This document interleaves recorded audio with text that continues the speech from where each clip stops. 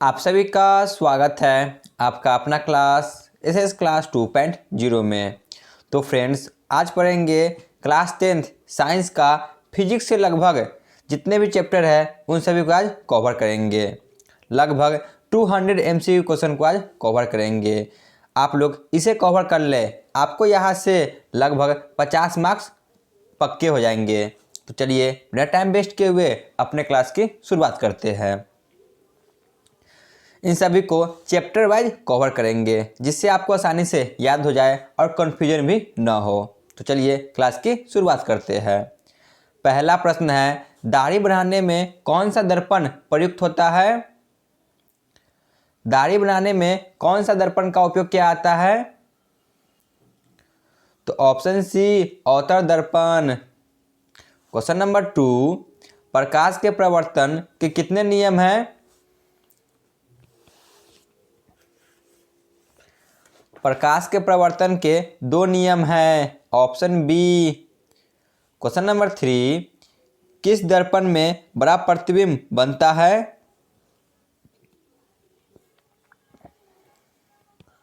तो अवतल दर्पण में बड़ा प्रतिबिंब बनता है। Option B. क्वेश्चन नंबर 4, प्रकाश तरंग उदाहरण है। प्रकाश तरंग है तो यह किसका उदाहरण है?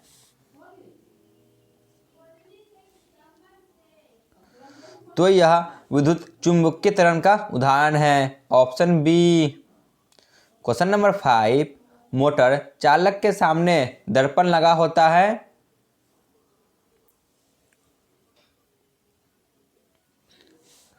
जो मोटर चालक होते हैं उनके सामने जो दर्पण लगा हुआ होता है, साइड मिरर, तो यह ऑप्शन सी उत्तर दर्पण होता है। ठीक है ना, उत्तर दर्पण। क्वेश्चन नंबर 6, किस दर्पण में केवल आभासी या काल्पनिक प्रतिबिंब बनता है?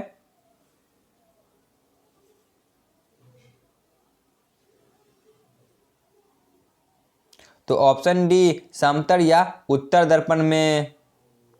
क्वेश्चन नंबर 7, गोलीय दर्पण के प्रवर्तन पृष्ठ का वृत्ताकार सीमा लेखा का व्यास क्या कहलाता है?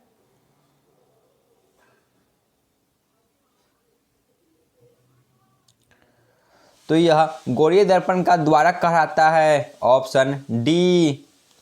क्वेश्चन नंबर 8, समतल दर्पण में प्रतिबिंब की प्रकृति क्या होती है?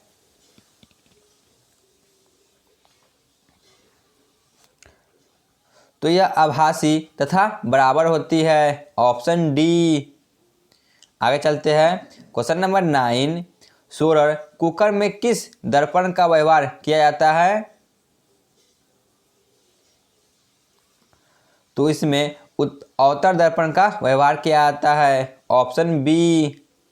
क्वेश्चन नंबर 10, निम्नलिखित में से कौन सा उत्तर दर्पण की फोकस दूरी जिसकी वक्रता त्रिज्या 32 सेंटीमीटर है? तो इसकी वक्रता त्रिज्या कितनी होगी?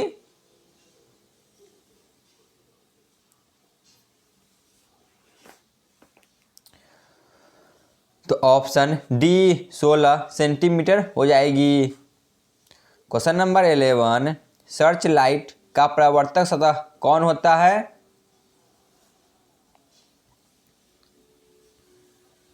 सर्च लाइट का प्रवर्तक सतह कौन होता है?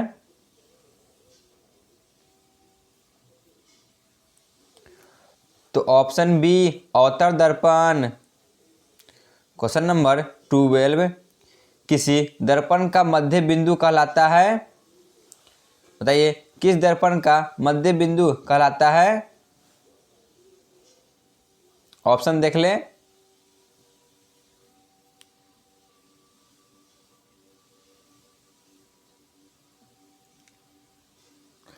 तो ऑप्शन बी, ध्रुव। ठीक है ना, ध्रुव जो कि किसी दर्पण का मध्य बिंदु कहलाता है। क्वेश्चन नंबर 13, हजामत बनाने के लिए कौन सा दर्पण प्रयोग किया जाता है? हजामत बनाने में भी अवतल दर्पण का प्रयोग किया जाता है। Option A. क्वेश्चन नंबर 14, प्रतिबिंब की ऊंचाई और वस्तु की ऊंचाई के अनुपात को क्या कहा आता है?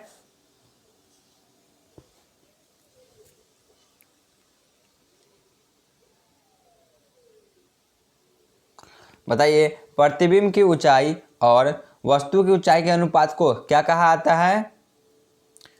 तो इसे आवर्धन कहा आता है। Option B.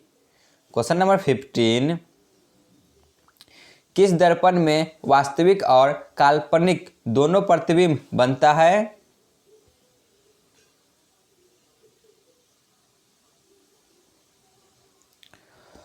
तो ऑप्शन बी, अवतल दर्पण में वास्तविक और काल्पनिक दोनों प्रतिबिंब बनता है। आगे चलते हैं। क्वेश्चन नंबर 16, प्रकाश की किरणें गमन करती है। जो प्रकाश की किरणें हैं यह कैसे गमन करती है? तो यह सीधी रेखा में गमन करती है। Option A. क्वेश्चन नंबर 17, काल्पनिक प्रतिबिंब होता है।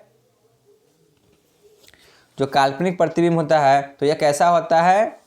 तो यह हमेशा सीधा होता है। Option A.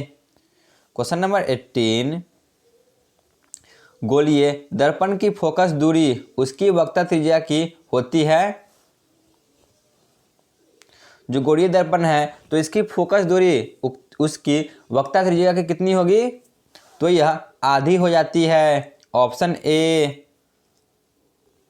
क्वेश्चन नंबर 19, उत्तर दर्पण द्वारा प्रतिबिंब कैसा होता है?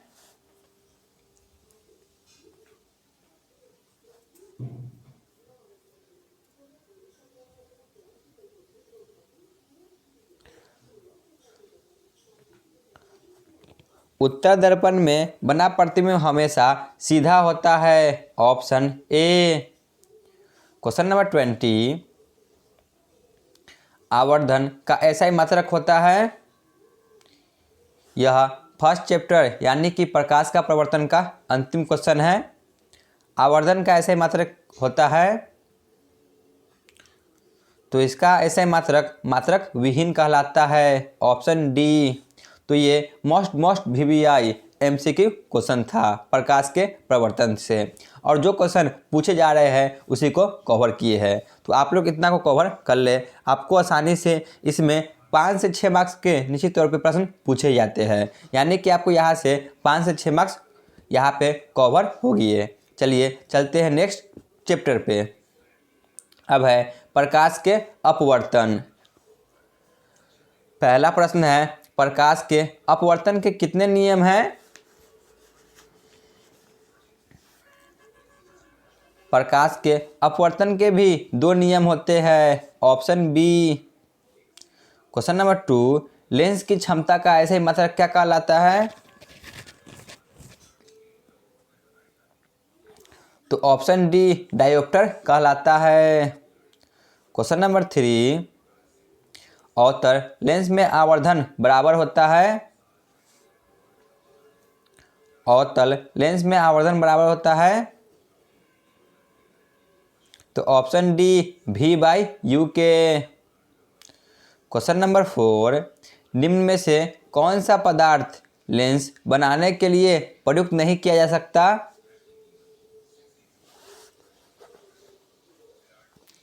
तो इनमें से मिट्टी का प्रयोग इसके लिए नहीं किया जाता है, इसीलिए ऑप्शन बी। क्वेश्चन नंबर 5, किस लेंस द्वारा सिर्फ काल्पनिक प्रतिबिंब बनता है?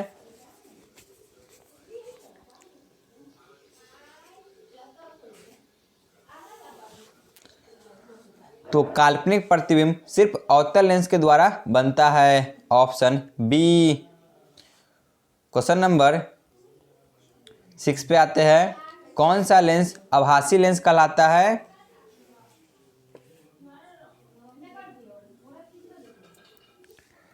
कौन सा लेंस आभासी लेंस कहलाता है? तो ये भी होगा अवतल लेंस, जो कि आभासी लेंस कहलाता है। क्वेश्चन नंबर 7, कौन सा लेंस अपसारी लेंस कहलाता है?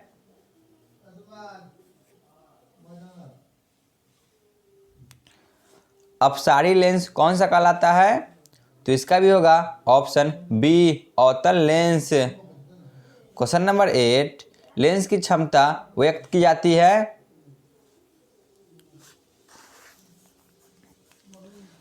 लेंस की क्षमता यह फोकस दूरी के व्युत्क्रम द्वारा तय की जाती है, यानी कि ऑप्शन डी। क्वेश्चन नंबर 9, सरल सूक्ष्मदर्शी में किसका प्रयोग किया जाता है? ऑप्शन ए उत्तर लेंस का, आगे बढ़ते हैं, अवतल लेंस का, या दोनों का, या इनमें से कोई नहीं। बताइए सरल सूक्ष्मदर्शी में किसका प्रयोग किया जाता है?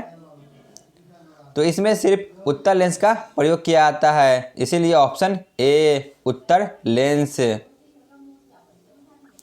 आगे बढ़ते हैं, क्वेश्चन नंबर 10 पे आते हैं। प्रकाश की चाल सबसे अधिक किसमें होती है? प्रकाश की चाल सबसे अधिक किसमें होती है? तो यह निर्वात में होती है, ऑप्शन सी। आगे चलते हैं, क्वेश्चन नंबर 11, 1 मीटर फोकस दूरी वाले उत्तर लेंस की क्षमता होगी?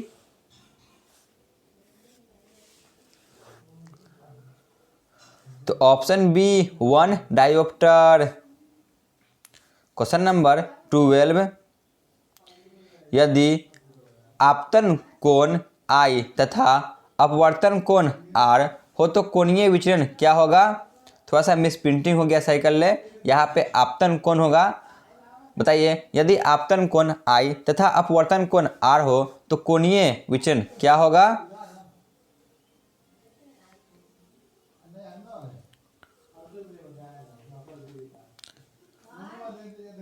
ऑप्शन देख ले। पहला ऑप्शन है I प्लस R, दूसरा I माइनस R, ठीक है ना। दूसरा ऑप्शन है I माइनस R, तीसरा है sine I by sine R, चौथा है I इंटू R। बताइए क्या होगा? तो इसका सही जवाब होगा ऑप्शन बी साइन, ठीक है ना। इसका सही जवाब होगा I माइनस R। आगे चलते हैं, क्वेश्चन नंबर 13, वास्तविक गहराई और आभासी गहराई के अनुपात को क्या कहा जाता है?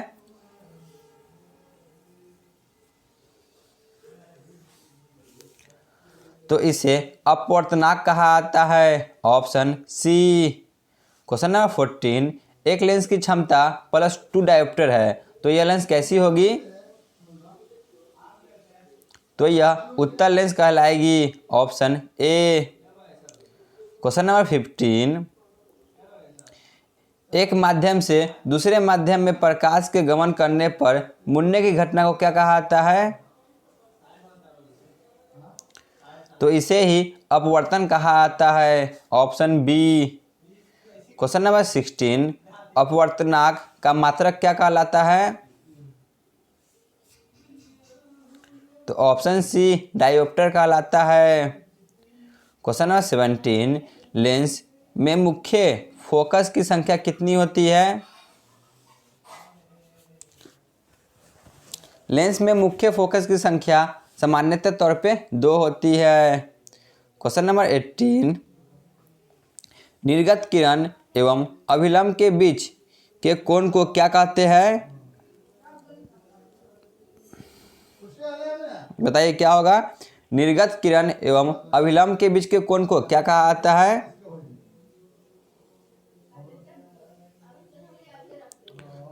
तो इसे निर्गत कोण कहा जाता है, ऑप्शन सी। क्वेश्चन नंबर 19, निम्न में से किसका अपवर्तनांक सबसे अधिक है? तो इनमें से सबसे ज़्यादा अपवर्तनांक ऑप्शन डी हीरा का होता है। क्वेश्चन नंबर 20, निम्नलिखित में से किस माध्यम में प्रकाश की चाल अधिकतम होती है?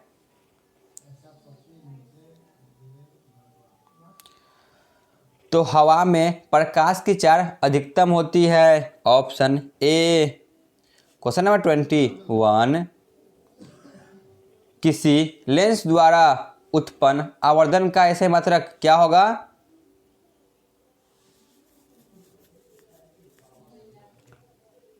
तो यह ऑप्शन डी मात्रक विहीन होगा। क्वेश्चन नंबर 22, निम्न में से किस लेंस की फोकस दूरी धनात्मक होगी?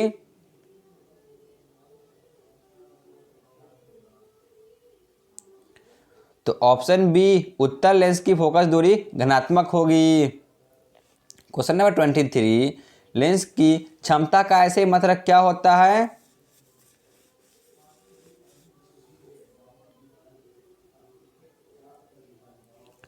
लेंस की क्षमता का ऐसे मात्रक मीटर प्रति सेकेंड होता है, यानी कि ऑप्शन सी।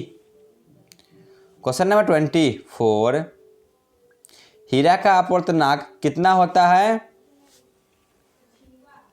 ये सभी मोस्ट वीवीआई क्वेश्चन है, बार बार एग्जाम में पूछे जाते हैं, उन्हीं को कवर किए हैं। बताइए हीरा का अपवर्तनांक कितना होता है? तो ऑप्शन डी 2.42।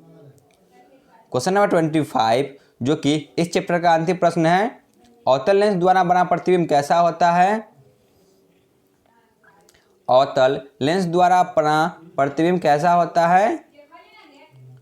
तो यह ऑप्शन डी इनमें से सभी होता है, यानी कि छोटा, काल्पनिक और वास्तविक होता है। चलिए चलते हैं नेक्स्ट चैप्टर पे। अब है मानव नेत्र तथा रंग बिरंगे संसार। पहला प्रश्न है, मानव नेत्र में किस प्रकार की लेंस पाया जाता है? तो मानव नेत्र में ऑप्शन ए उत्तल लेंस पाया जाता है। क्वेश्चन नंबर 2, मानव नेत्र के लिए सामान्य स्पष्ट दर्शन की न्यूनतम दूरी कितनी होती है? तो इसकी न्यूनतम दूरी ऑप्शन ए 25 सेंटीमीटर होती है। क्वेश्चन नंबर 3 पे आते हैं, मानव नेत्र के किस भाग पर किसी वस्तु का प्रतिबिंब बनता है?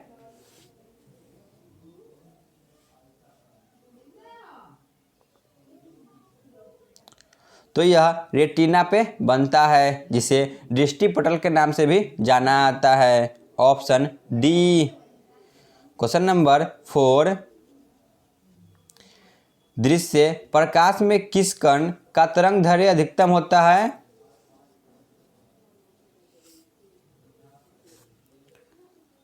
दृश्य प्रकाश में ऑप्शन बी लाल रंग का तरंगदैर्घ्य सबसे अधिक होता है। क्वेश्चन नंबर 5, निकट दृष्टि दोष का निवारक किस लेंस द्वारा किया जाता है? निकट दृष्टि दोष का निवारण किस लेंस द्वारा होता है? तो ऑप्शन बी अवतल लेंस द्वारा होता है। क्वेश्चन नंबर 6, स्पेक्ट्रम प्राप्त करने के लिए किसका प्रयोग किया जाता है?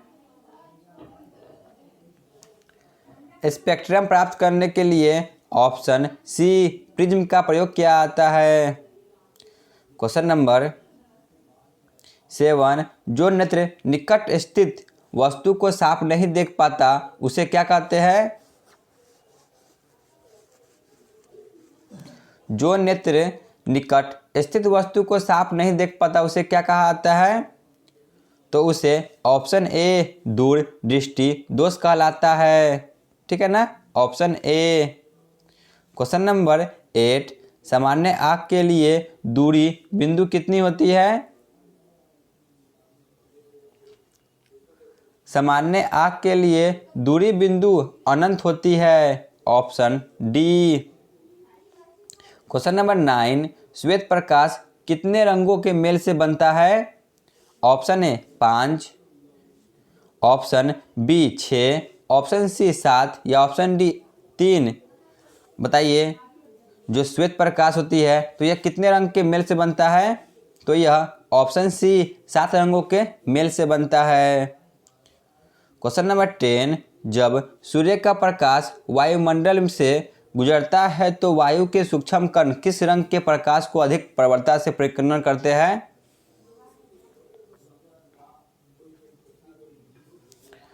तो ऑप्शन डी नीला रंग को सबसे ज़्यादा परिक्रमा करते हैं।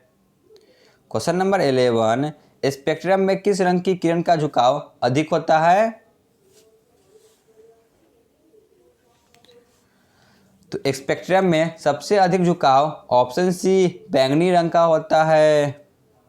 क्वेश्चन नंबर 12, अंतरिक्ष यात्री को आकाश कैसा दिखता है? ये सभी मोस्ट VVI है जो कि बार बार एग्जाम में पूछे गए हैं, उन्हीं को कवर किए हैं। इन सभी को आप कवर कर ले, आपको यहाँ से 50+ मार्क्स पक्के हो जाएंगे। बताइए, अंतरिक्ष यात्री को आकाश कैसा दिखता है? तो ऑप्शन सी, काला रंग का दिखाई देता है। क्वेश्चन नंबर 13, नेत्र में प्रवेश करते समय प्रकाश के परिमाण को नियंत्रण कौन करता है?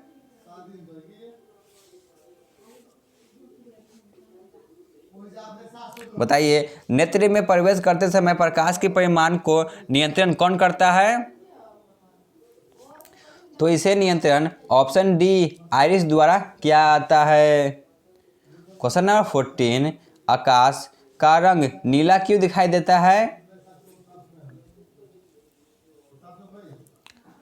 आकाश का रंग यह प्रकिरणन के कारण नीला दिखाई देता है। क्वेश्चन नंबर 15, प्रकाश के किस रंग का परिकर्णन सबसे कम होता है?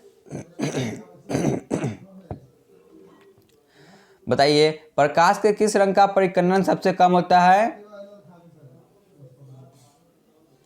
तो ऑप्शन डी, लाल रंग का परिकर्णन सबसे कम होता है। क्वेश्चन नंबर 16, इंद्रधनुष की भीतरी हिस्सा किस रंग का होता है? इंद्रधनुष की भीतरी हिस्सा किस रंग का होता है?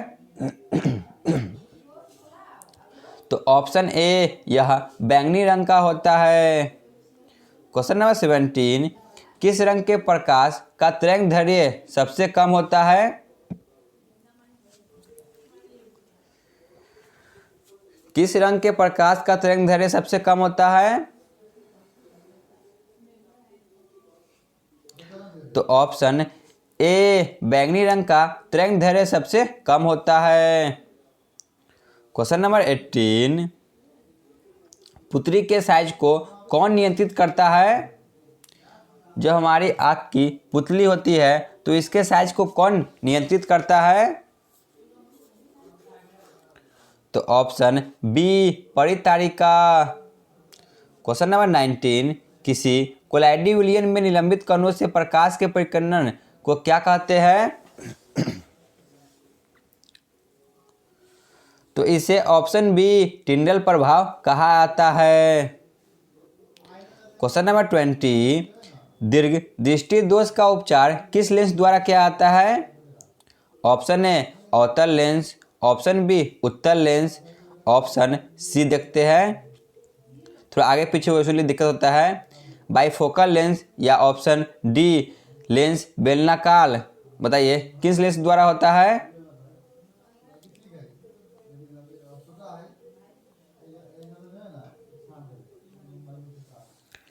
बताइए क्या होगा? दीर्घ दृष्टि दोष का उपचार किस लेंस द्वारा होता है? तो यह उत्तल लेंस द्वारा किया जाता है, ऑप्शन बी। तो मानव नेत्र तथा रंग बिरंगे संसार से यहाँ पे खत्म होते हैं। चलिए चलते हैं आगे। आगे और भी क्वेश्चन है, देख लेते हैं। क्वेश्चन नंबर 21, तरंगदैर्घ्य को सामान्य किस में व्यक्त किया जाता है? तरंगदैर्घ्य को सामान्यतः तौर पे एंगस्ट्रम में व्यक्त किया जाता है, ऑप्शन डी। क्वेश्चन नंबर 22, वायुमंडल में प्रकाश के किस वर्ण का परिकर्णन सबसे अधिक होता है?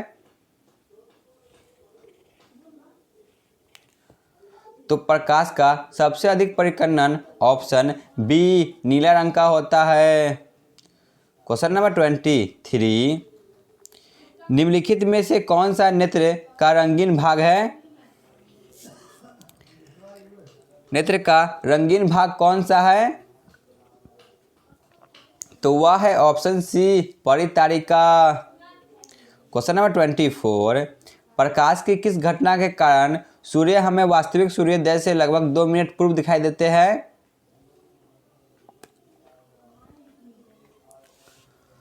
तो यह घटना हमें वायुमंडलीय अपवर्तन के कारण दिखाई देता है, ऑप्शन सी। क्वेश्चन नंबर 25, एक साधारण फ्रिज में कितने सतह से घिरा होता है?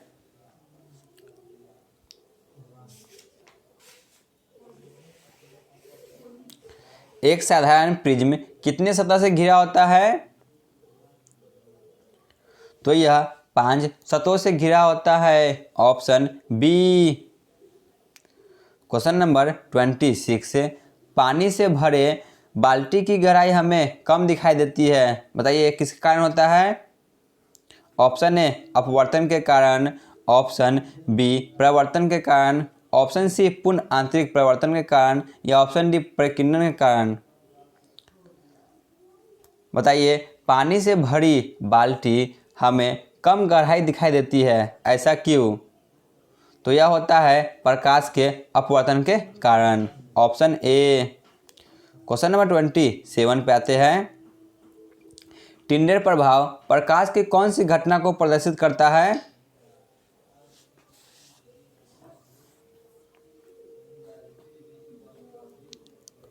तो यह प्रकाश के परिकर्णन को प्रभावित करता है। Option D. क्वेश्चन नंबर 28, नेत्र गोलक का व्यास कितना होता है?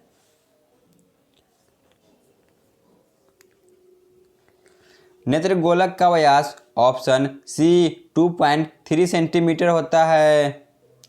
क्वेश्चन नंबर 29, क्रांतिक कोण के लिए अपवर्तन का मान कितना होता है?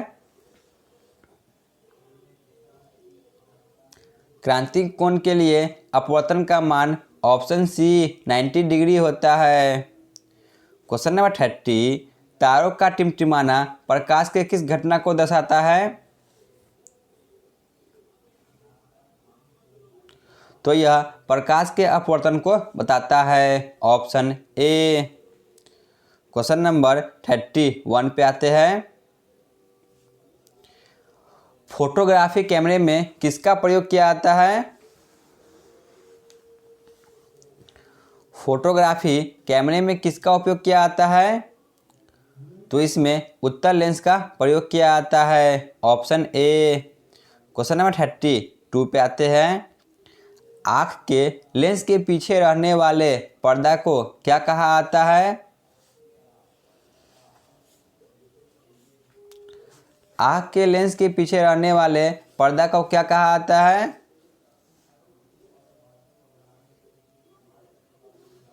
तो उसे ऑप्शन बी रेटिना कहा जाता है। क्वेश्चन नंबर 33, प्रिज्म से प्रकाश की कौन सी घटना का पता चलता है?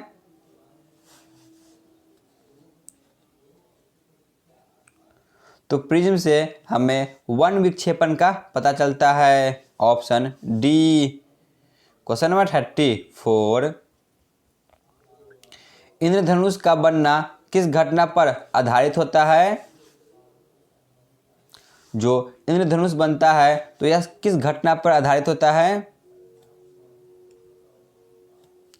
तो यह प्रकाश के वन विक्षेपण पर प्रभावित करता है। Option D.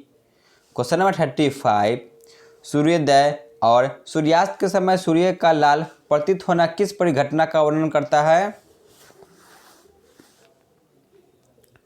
तो यह परिकर्णन के कारण होता है, ठीक है ना। जो सूर्योदय के समय सूर्य है यह हमें लाल दिखाई देता है, तो यह पूर्ण आत्मिक परिवर्तन के कारण होता है। ऑप्शन सी।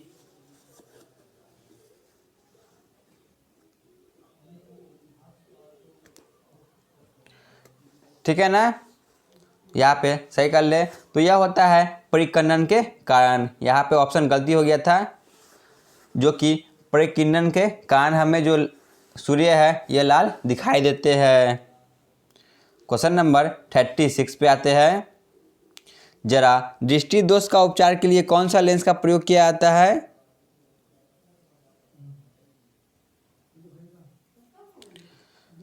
इसके लिए कौन सा लेंस का प्रयोग किया जाता है? तो ऑप्शन डी बाइफोकल लेंस का प्रयोग किया जाता है। क्वेश्चन नंबर 37, खतरे का निशान किस रंग से व्यक्त किया जाता है? तो ऑप्शन ए लाल रंग से व्यक्त किया जाता है। क्वेश्चन नंबर 38, मानव नेत्र द्वारा बना प्रतिबिंब कैसा होता है? तो यह वास्तविक, उल्टा और छोटा होता है, यानी कि ऑप्शन बी। आगे चलते हैं क्वेश्चन नंबर 39, जो कि अंतिम प्रश्न है। नेत्र लेंस की फोकस दूरी कम हो जाने से कौन सा दोष उत्पन्न होता है?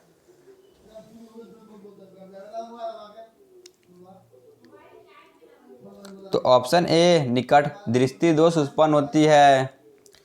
तो आज की क्लास ए पे समाप्त होती है। इसका पार्ट 2 आपको नेक्स्ट वीडियो में मिल जाएगा। धन्यवाद।